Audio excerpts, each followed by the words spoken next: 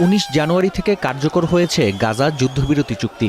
3 দেশের মধ্যস্থতায় এই চুক্তিতে ঘরে ফিরেছেন কমপক্ষে 290 কারাবন্দী ফিলিস্তিনি, যার মধ্যে অপ্রাপ্তবয়স্কের সংখ্যা 23 জন। ইসরায়েলের কারাগারে এখনও বন্দী প্রায় 14,000 ফিলিস্তিনি, যার মধ্যে রাজনৈতিক বন্দীর সংখ্যা 10,400 জন। কোনো অভিযোগ ছাড়াই বছরের পর বছর ধরে বন্দী আছেন বাকিরা। মোট কারাবন্দীর মধ্যে 3 শতাধিকই অপ্রাপ্তবয়স্ক, নারীর সংখ্যা 88 জন।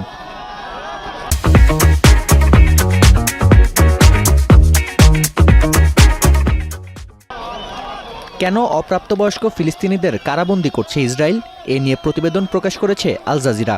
কাতার ভিত্তিক সংবাদ মাধ্যমটির তথ্য বলছে, 2016 সালে পার্লামেন্টে নতুন আইন পাশ করে নেতানিয়াহু নেতৃত্বাধীন সরকার, যেখানে উল্লেখ করা হয় হত্যা ও হত্যাচেষ্টা সহ পাথর ছোড়া, এমনকি ইসরায়েলের বিরুদ্ধে সামাজিক যোগাযোগ মাধ্যমে পোস্ট দেওয়ার অপরাধেও দণ্ডিত করা যাবে অনূর্ধ্ব 12 বছরের শিশুদের।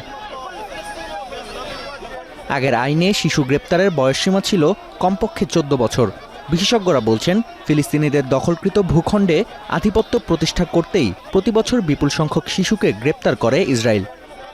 Israel is using arresting Palestinians in general as a tool to suppress and control people who are living under its occupation, regardless whether the detainees are children or adults.